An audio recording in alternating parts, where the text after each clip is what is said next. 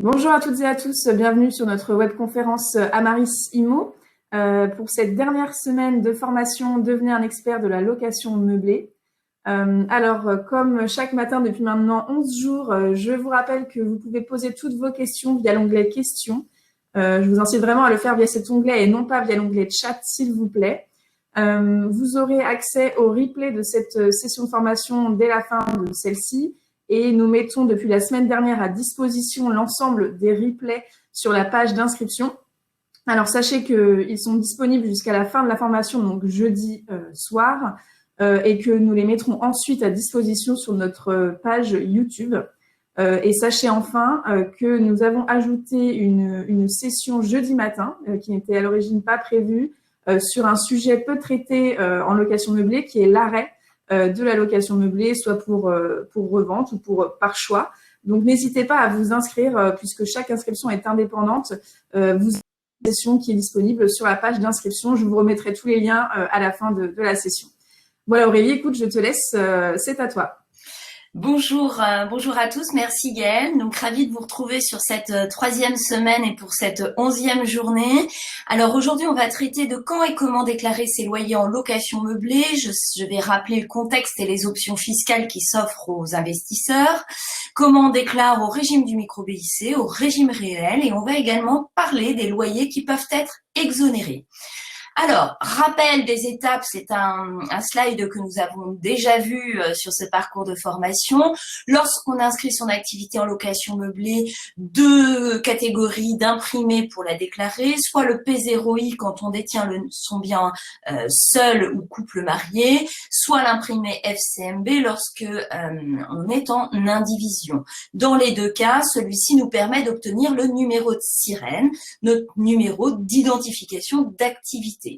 À cette période, quand on déclare son imprimé P0I, on va avoir la faculté de faire un choix fiscal entre le micro-BIC et le régime réel. Nous sommes de fait au régime du micro-BIC si nos revenus sont inférieurs à 72 500 € ou 176 200 € si on fait du meublé classé de tourisme. Mais on a cette faculté d'opter pour le régime réel. Le régime réel, en revanche, lorsqu'on déclare un formulaire imprimé FCMB parce que nous sommes en indivision, cette option ne s'offre pas à nous et nous sommes au régime réel impérativement. Alors, petit comparatif, il me semble important en tout cas de comparer d'égal à égal le régime du micro-BIC et le régime réel sur un exemple type. Cet exemple type est pris d'une simulation qui a été réalisée par un de nos conseillers. Un de nos clients investisseurs a fait l'acquisition d'un bien avec une valeur de 231 000 €. On a donc comparé pour ce client l'intérêt du micro-BIC et l'intérêt du régime réel, sachant qu'il percevait 20 000 € de revenus locatifs. Ce même client était dans une tranche marginale d'imposition à 30%, donc on a réalisé dans ces conditions cette simulation. Dans le premier cas, dans le cas du micro-BIC, le client bénéficiait d'un abattement forfaitaire de 50%. Donc, il n'avait pas d'amortissement, il ne pouvait déduire aucune charge et son impôt sur ses revenus locatifs était de 4 720 €. Dans l'abattement forfaitaire, il n'y a pas d'autre charge puisque dans cet abattement de 50%, l'administration fiscale considère qu'on englobe toute charge connue, comme éventuellement un prêt immobilier, les taxes foncières et toutes les charges que peut subir le propriétaire investisseur. L'autre partie, ce même client, donc on a regardé sa situation sur les frais avec les frais réels déductibles que nous connaissions, et on a intégré, puisque tout l'intérêt du régime réel, c'est l'amortissement de l'immeuble. Excuse-moi Aurélie. Oui. Excuse-moi Aurélie, je te coupe. Je vois juste que sur le chat, on a énormément de gens, voire la majorité, qui ne nous voient pas. Il semblerait qu'il y ait un souci au niveau de la vidéo. Alors, donc je leur disais de changer de navigateur, de privilégier Google Chrome, de faire un rafraîchissement de page ou bien de passer en mode comptabilité. Donc, vous avez normalement un petit bouton aide et vous pouvez passer en mode comptabilité. Alors, je ne sais pas si ça va changer quelque chose. Excuse-moi Aurélien, c'est que je vois que la plupart des gens... le support. Pardon? Est-ce qu'ils arrivent à voir le support? J'ai pas l'impression. Alors, ça a l'air de fonctionner un peu mieux. Ouais, à partir de Google Chrome, en effet, je vous invite vraiment à utiliser Chrome parce que c'est ce qui fonctionne le mieux. Je suis désolée de t'avoir coupé, Aurélie, mais c'est que la majorité des gens n'avaient pas l'air de voir. Bon, écoute, ça a l'air d'être un petit peu mieux. Bon. Alors, pour tous ceux qui auraient un souci, en tout cas, sachez que vous aurez accès au replay dès la fin de la session. Donc, ne vous inquiétez pas, vous aurez quand même accès aux informations. Et on va donc continuer pour ceux pour qui ça fonctionne, puisqu'il y en a quand même. Donc, merci à tous. Merci Aurélie, excuse-moi. Je t'en prie, Gaëlle. Donc, pour revenir sur cette option du régime réel, cet investisseur a la faculté de déduire ses frais et également un amortissement. Et l'amortissement, c'est une charge fictive, puisqu'en fait, on n'a pas cette charge payée, en tout cas par le propriétaire.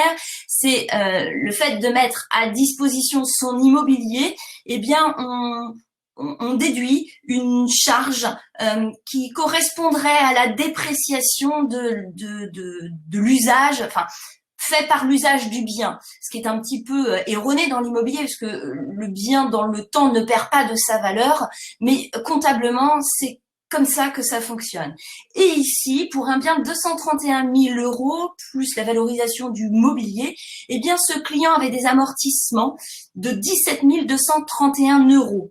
Ce qui représente à peu près 75% des revenus locatifs qui sont neutralisés par ce fameux amortissement, auquel on a déduit les charges qui étaient connues. Le client a donc eu des impôts réduits à 0.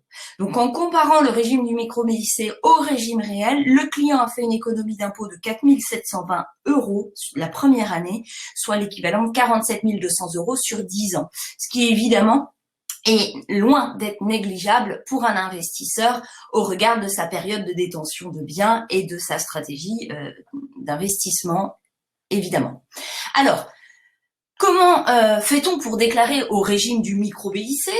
Tout simplement, bien, on a deux options, on l'a évoqué. Soit on est dans le micro-BIC avec un abattement de 50%, dès lors que les revenus sont inférieurs à 72 500 €, ou alors on peut avoir un abattement de 71% si nous sommes dans un meublé de tourisme classé, et uniquement si on a obtenu ce classement.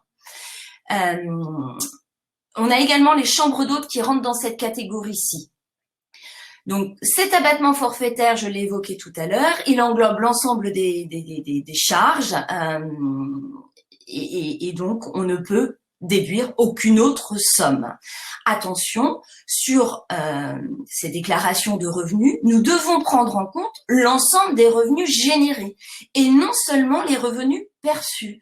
Je vais l'étoffer par un exemple tout à l'heure, mais très souvent, par exemple, un propriétaire qui confierait son bien en gestion locative, eh bien, peut-être que le loyer a été de 500 € par mois et que l'administrateur de biens a pris des honoraires de 50 €, lui a donc reversé à ce propriétaire investisseur 450 €, mais la somme à déclarer, c'est bien 500 et non la somme perçue des 450. Enfin, pour pouvoir déclarer au régime du micro-BIC, on va compléter un formulaire 2042C Pro qu'on va retrouver sur sa déclaration d'impôt en ligne notamment, ou versus papier. Et on va aller compléter la case 5ND ou 5NG si nous sommes dans un meublé classé de tourisme. Et si nous sommes en loueur en meublé professionnel, on ira compléter la case 5KO ou 5KP si on est sous le micro avec l'abattement connu des 50%, et 5KO, 5KP également si on est sur l'abattement des 71%. En fait, c'est 5KP, pardon, pour l'abattement des 71%. Alors, quand est-ce que je déclare au micro-BIC? Eh bien, ma déclaration se fait en même temps que mes déclarations d'impôt sur le revenu. Alors, vous avez cette année jusqu'au 4 juin pour les départements de 1 à 19 et les non-résidents. Vous avez jusqu'au 8 juin pour les personnes domiciliées sur les départements 20 à 54 ou jusqu'au 11 juin pour le département 55 à 973 et 976. Vous avez également la faculté, dans certains cas, de pouvoir déclarer papier, réaliser une déclaration papier jusqu'au 12 juin. Attention, cette déclaration, elle est réservée aux contribuables qui ont déclaré en version papier l'année dernière, qui ne sont pas équipés d'un accès à Internet dans leur résidence principale, ou les personnes qui sont équipées d'un accès à Internet, mais qui ne sont pas en mesure de le faire, ou de réaliser cette déclaration en ligne. Je rappelle que dans le contexte sanitaire actuel, il est encore plus important de favoriser la déclaration en ligne. Donc, tous ceux qui n'avaient pas opté ou passé le cap et qui pouvaient encore, sous condition de revenus, réaliser la déclaration papier, il est important de passer le cap dans cette période notamment. Alors, j'étoffe ma présentation tout à l'heure par un exemple chiffré, un exemple d'une location meublée qui serait réalisée via une conciergerie. Et c'est notamment le cas des personnes qui utilisent les plateformes type Airbnb, les personnes qui travaillent avec des conciergeries, qui font de la location courte durée. Eh bien, dans un exemple, on a 10 000 euros de loyer qui sont générés. Souvent, et très souvent, le loueur n'en perçoit que 7 000, puisque nous avons soit les frais d'intermédiation, donc de la conciergerie, et nous avons également les frais d'utilisation plateforme. Le loyer donc à déclarer est bien le loyer de 10 000 euros, et non la somme perçue des 7 000. Il y a un grand nombre d'erreurs dans vos déclarations sur cette partie-ci. Et c'est donc sur cette base de 10 000 euros qu'on va bénéficier de l'abattement de 50%, et donc l'investisseur sera taxé sur la base des 5 000 et paierait dans cette simulation, dans cette projection, impôts et prélèvements sociaux inclus, 2 350 euros. Voilà, je voulais insister sur cette partie loyer généré, loyer perçu, quel est le montant à déclarer, puisque nous détectons de fortes erreurs de ce côté-ci. Alors maintenant, comment se passe une déclaration au régime réel ? Quand on déclare au régime réel, on a vu ces options à formuler où on peut y être de plein droit. Soit on a les compétences pour réaliser un bilan comptable, soit on ne les a pas et il y a plutôt intérêt à se faire accompagné par un expert comptable. Là encore, on détecte beaucoup d'anomalies. On a des personnes qui parfois ont déclaré elles-mêmes au régime réel en prenant leur loyer et puis en déduisant leurs charges tout simplement, comme on fonctionne en revenu foncier. Sauf que ça ne fonctionne pas de la même manière. Ici, on doit donc réaliser ce bilan, mais transmettre cette fameuse liasse fiscale. Ce formulaire 2031 qu'on doit compléter et télétransmettre à l'administration fiscale. Et ce formulaire-ci est une première pièce qu'on adresse et ensuite on vient compléter sur sa 2042C Pro, soit dans la catégorie LMNP, les cases 5NA ou 5NK en fonction qu'on adhère à un centre de gestion agréé ou non. Et puis, on a également la case 5NY ou 5NZ dans le cadre des propriétaires bailleurs qui auraient un résultat déficitaire. Et pour les loueurs en meublé professionnel, on est soit sur la case 5KC, 5KI, en fonction là aussi qu'on adhère à un centre de gestion agréé ou pas. La 2031, cette liasse fiscale, si vous êtes accompagné par un loueur, elle est, alors, et le bilan est réalisé par l'expert comptable, et la 2031 est télétransmise par l'expert comptable, en tout cas au sein du cabinet Amarissimo. Pour vous, il ne vous reste plus qu'à compléter ces fameuses cases, et au sein d'Amarissimo, on vous adresse une aide à la déclaration de revenus, donc on vous dit exactement quel est le montant à reporter, dans quelle case, pour être certain que vous ne faites aucune erreur. Alors, quand déclarer au régime réel ? Au régime réel, on a cette fameuse liasse 2031 qu'on doit adresser et habituellement, cette échéance est plutôt fixée autour du 15 avril. Cette année, au regard des conditions exceptionnelles dans lesquelles nous sommes, il y a un report également exceptionnel jusqu'au 30 juin. Alors, pour les exercices clos au 31/12/2019, donc pour les personnes qui ont une déclaration et une activité en fait qui se termine au 31/12/2019. Les loueurs qui ont un doute sur leur déclaration, qui se posent encore les questions, peuvent prendre rendez-vous avec un de nos conseillers. On pourra détecter avec eux s'il y a un intérêt à être au micro-BIC et être au régime réel. Et puis, on pourra éventuellement voir avec eux si on a la possibilité d'intervenir dès 2019. Quand bien même, je donne juste une information, mais quand la première déclaration de revenus, comme l'administration fiscale ne vous connaît pas, et très souvent les loueurs ont occulté cette première étape de déclaration P0I ou FCMB à réaliser, finalement l'administration ne vous connaît pas et n'attend rien de votre part. Très souvent également, les bilans au régime réel sont souvent à zéro, donc finalement, ça n'impacte pas non plus la fiscalité. Donc quand on régularise, il y a peu d'impact sur vos déclarations d'impôts. Enfin, je vous rappelle juste qu'avec cette échéance jusqu'au 30 juin, on a aussi la possibilité de revenir sur ces déclarations d'impôts pour faire des rectificatives au mois de juillet. Ensuite, le service se ferme au mois d'août. Donc, jusqu'au mois de juillet, on va pouvoir modifier en ligne. Ensuite, le service va fermer au mois d'août. Et à partir de fin août, début septembre, on peut faire une démarche de déclaration rectificative en complétant un autre formulaire. Mais on a tout à fait la possibilité de revenir sur sa déclaration si on a fait une erreur. Enfin, dernière slide concerne les loyers exonérés. Quels sont les loyers exonérés en location meublée? Eh bien, tout revenu inférieur à 760 € TTC depuis janvier 2001, les loueurs qui réalisent une activité de location meublée dont la somme est inférieure à 760 € TTC sont des loyers exonérés, donc on n'a pas besoin de les déclarer. Il existe un autre cas où vous pouvez bénéficier de loyers exonérés à condition de remplir les 3 conditions cumulatives suivantes.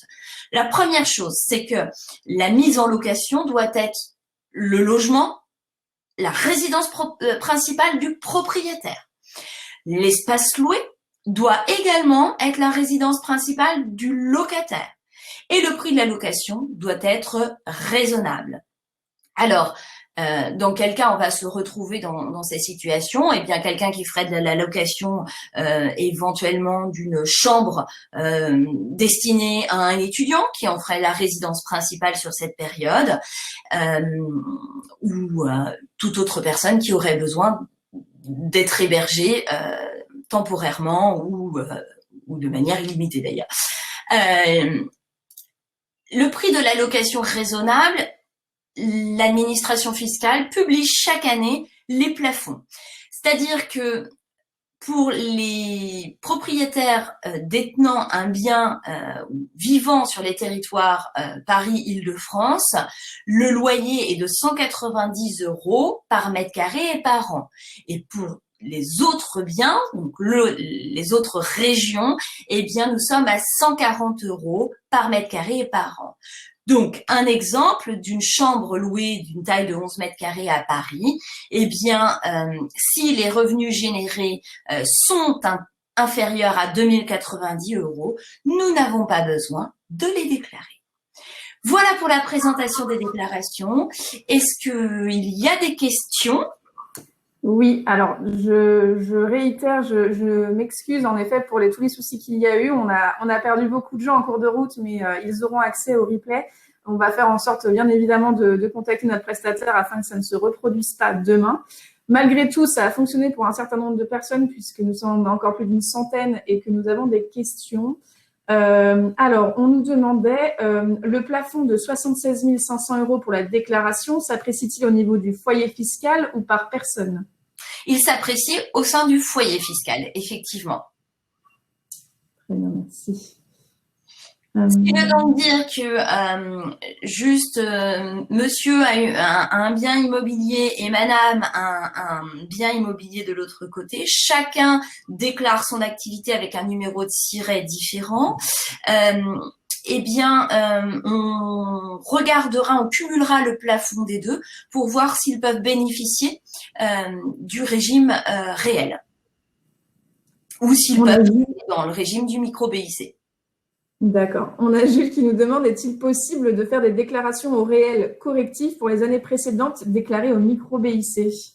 Alors, normalement non, puisqu'en fait, on doit formuler son option pour le régime réel à partir du 1er février de l'année. Donc, cette année, en 2020, si je souhaite opter pour le régime réel, je dois formuler cette option avant le 1er février. Toutefois, parfois, il nous arrive qu'on a des propriétaires qui n'avaient pas le numéro de siret, donc on rentre dans une phase de régularisation. Et on a cette possibilité quand on régularise, parce que des propriétaires aussi parfois n'ont pas fait de déclaration de cours, de remonter 3 années en arrière.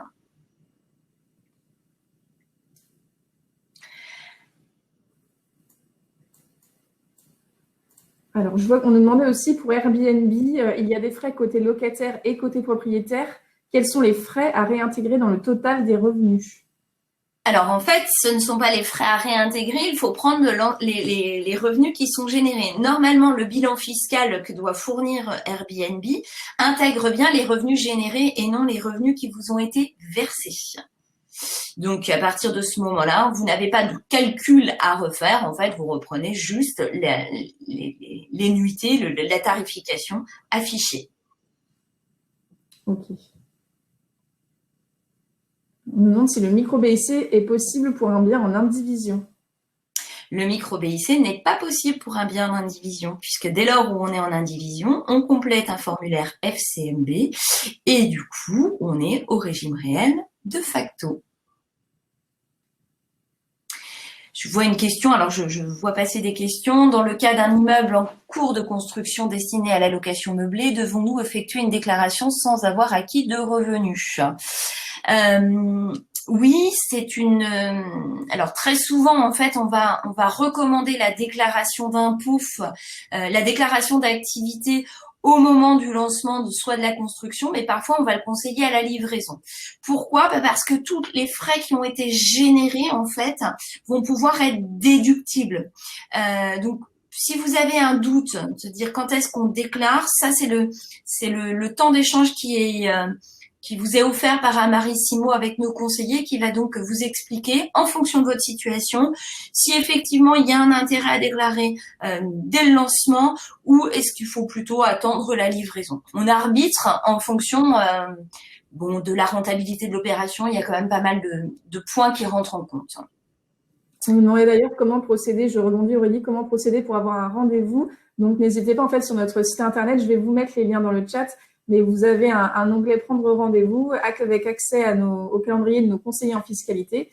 Vous choisissez votre créneau et donc vous avez 1 heure de rendez-vous conseil gratuit par téléphone.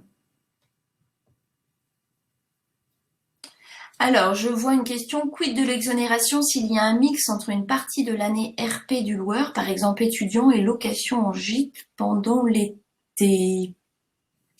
Alors, dans ce cadre-là, on va apprécier la situation du loueur, par exemple. On va apprécier les deux situations de manière distincte.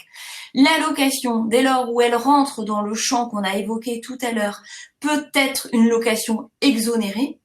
Donc, mais après, souvent les loueurs sont sensibles à ce sujet parce qu'on entend exonération. Mais quand on regarde, surtout quand on est en dehors des territoires d'Île-de-France, 140 €, ça reste relativement faible puisque c'est bien la superficie privative qui est prise en compte, qui est vraiment mise à disposition. Donc, ça reste un plafond relativement faible. Si c'est le cas et que vous rentrez dans cette fourchette d'exonération, eh bien on ne tient pas compte de ces revenus-ci, ils sont donc exonérés. On tiendra compte uniquement des revenus qui sont générés sur la période estivale. On a Mathieu Aurélie qui nous demande si la déclaration comporte une erreur détectée par l'administration fiscale et que le propriétaire a rempli comme mentionné par son expert comptable, est-ce le propriétaire qui en porte malgré tout la responsabilité? Alors, j'ai juste, ça a coupé un petit peu. Mathieu disait donc s'il y a une erreur qui a été réalisée par l'expert comptable, c'est ça, par le cabinet d'expertise comptable? En gros, c'est ça, c'est détecté par l'administration fiscale, mais que le propriétaire a rempli sur les conseils de son expert comptable. Qui porte la responsabilité de cette erreur? Bah, tout dépend où est et quel type d'erreur est-ce. Si c'est une erreur réalisée sur le bilan ou une erreur grossière qui émane de l'expert comptable, je pense que c'est probablement dans ce cas-là, la responsabilité de l'expert comptable, mais il est probable que c'est une déclaration et auquel cas c'est bien le propriétaire qui reporte les éléments et dans ce cadre-là, la responsabilité incombe au déclarant. Justement, en parlant de bilan, Jennifer nous demande si on leur envoie le bilan avant transmission aux impôts. Alors, non, en fait, on télétransmet la liasse fiscale aux impôts. Donc, et d'ailleurs, c'est le cabinet comptable qui le fait. La télétransmission est donc adressée avant les échéances habituelles du 15 avril. Là, on est dans un cas d'exception cette année. Et ensuite, on reporte le montant qui a été télétransmis. Alors, je ne sais pas d'ailleurs, pour cette année, j'ai pas de retour sur ce sujet, mais c'est la première année où nous sommes sur des déclarations d'impôts automatiques. Donc, et bon, on est dans un contexte particulier. Mais peut-être que si on avait transmis les éléments peut-être avant le 15 avril, peut-être que ces données seraient ressorties sur la déclaration. Point d'interrogation. Hein. Je ne sais pas. En tout cas, je pense qu'on tend vers cela.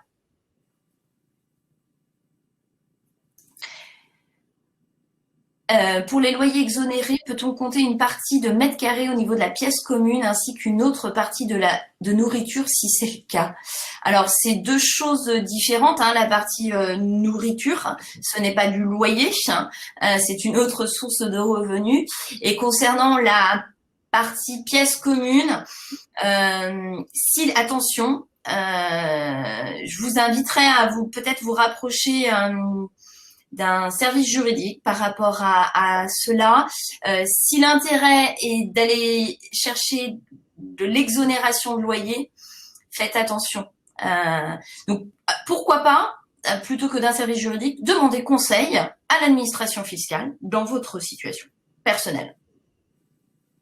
Il y a Dominique qui nous demande si on a déjà un numéro de SIRET avec une déclaration BIC pour des résidences de tourisme, par exemple, faut-il refaire un P0I pour un meublé normal? Non, puisque c'est la même activité, en fait, c'est la même source de revenus. Donc, on est bien dans de la location meublée. Donc, à partir de ce moment-là, en fait, toutes sources de revenus de location meublée vont être intégrées dans ce bilan. Donc, nous ne cumulons pas des numéros tirés par lieu d'activité, par appartement, par exemple, ou par activité.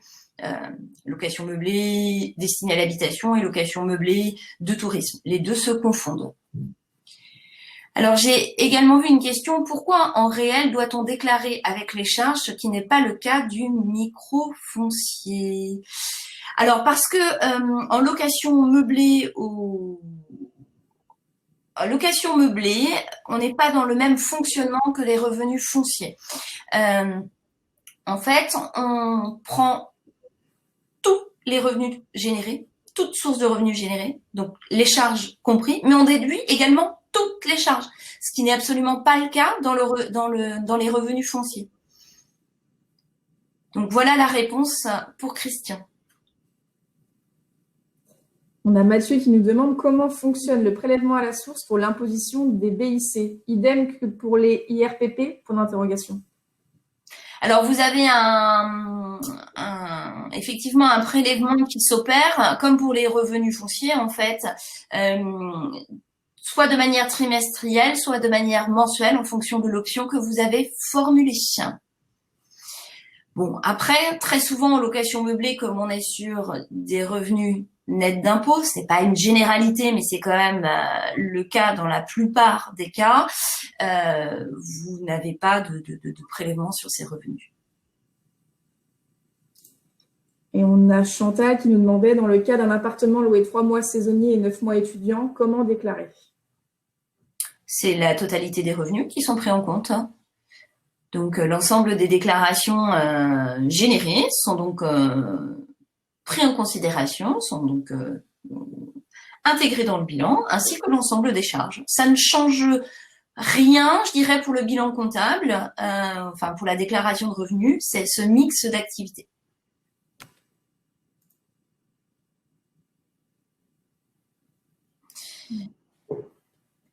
Ma locataire m'envoie des factures en décembre, donc après l'envoi des docs, est-ce que je peux encore les transmettre? Je suis pas sûre d'avoir compris la question. Ma locataire m'envoie des factures. Alors, ce qui est assez surprenant, c'est que normalement, les factures, c'est vous qui les supportez, non votre locataire. Alors, il y a peut-être une situation particulière, un remboursement de charges qu'elle aurait à supporter. Est-ce que vous pouvez encore les transmettre? Alors, si vous parlez du fonctionnement avec Amarissimo, dans ce cadre-là, je vous invite à voir avec votre gestionnaire deux choses. Si votre bilan a été réalisé et les éléments bouclés, bien non, ou alors on fait un bilan rectificatif et du coup, mais il faut voir avec votre gestionnaire. Marie qui nous demande, doit-on faire un bilan par bien? Non, on réalise un bilan pour l'activité de location meublée. Donc, pas de bilan par bien, fort heureusement pour les propriétaires d'ailleurs. Ce serait compliqué. On a Michel qui nous demande, en cas de régime de participation aux acquets, est-on automatiquement en indivision et donc pas possible d'être en micro-BIC? Je ne sais plus si on avait répondu à celle-ci. Alors, ce qu'on a évoqué, oui, je crois qu'on a répondu tout à l'heure. Ce qu'on a évoqué tout à l'heure, c'est que lorsqu'on est sous le régime de la communauté, on est considéré, en tout cas, enfin l'administration considère que on est dans un bien commun, et donc dès lors où on est sur un bien commun, on a la faculté de réaliser une option entre le micro et le régime réel. Dès lors où on est marié sous le régime de la séparation de biens ou qu'on détient le bien en indivision, on est sur un formulaire FCMB et nous n'avons pas de choix d'option. Bien, je crois qu'on a quand même fait le tour, Aurélie, des questions. Oui. Alors, comme chaque matin, donc je vous remets dans le chat les liens pour vous inscrire aux prochaines sessions en vous rappelant que nous en avons ajouté une jeudi matin et pour accéder à notre blog. Alors, pour ceux qui vont voir le replay, du coup, mais qui n'ont pas pu assister ce matin, encore une fois, toutes nos excuses. Je suis déjà en contact avec le prestataire et nous allons bien entendu faire en sorte que ça ne se reproduise pas. Donc, nous vous attendons demain matin toujours aussi nombreux. Et demain, on abordera ensemble le statut du loueur en meublé non professionnel ou le loueur en meublé professionnel. Voilà, parfait. Merci à tous en tout cas et très bonne journée. Merci, très bonne journée à vous et rendez-vous demain.